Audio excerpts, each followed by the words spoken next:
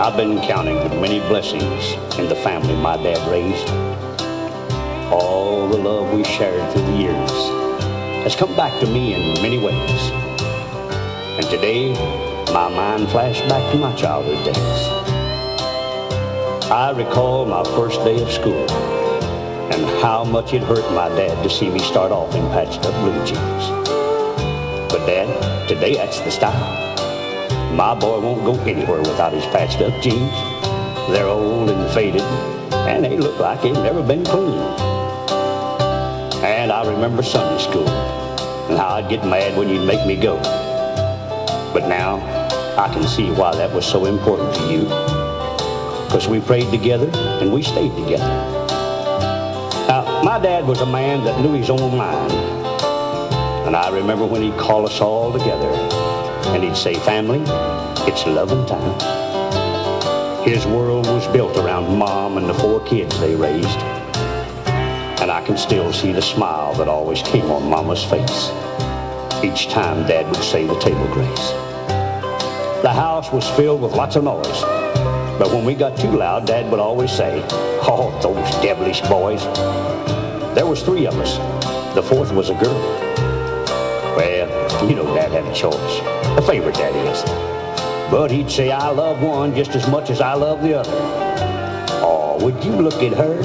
She looks just like her mother.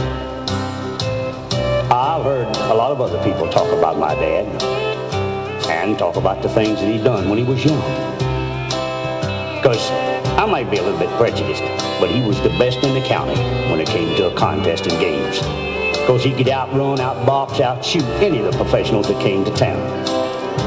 Now, my dad was a good man, and his family came first, and he did his best for us. And I know sometimes he worked till it hurt. The Depression wasn't an easy time. $1 a day was the pay back then. And I remember my dad leaving the house before daybreak and walking 14 miles to get to work without being late. Oh, I guess everyone remembers the good times and the bad. Good times were happy, bad times were sad. And when I do something wrong, he'd straighten me out with his hand or a belt out behind the house. But now, Mama didn't raise her voice or fuss when we get out of hand.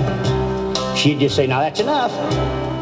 And if we didn't obey, she'd tell Dad what was wrong. And without a question, Dad would lay it on. While we picked cotton, chopped cotton, stacked hay, pulled corn. Well, that's the way we made our living back then on the farm. But things are different now, because it's like a new world we're living in. Everything's a mad rush, not enough time for friends. And when I think of my dad, it makes me proud, you see, because he gave so much of himself to make life easier for me. Now, not everyone is lucky as I am to have a father who wanted the best for me out of life.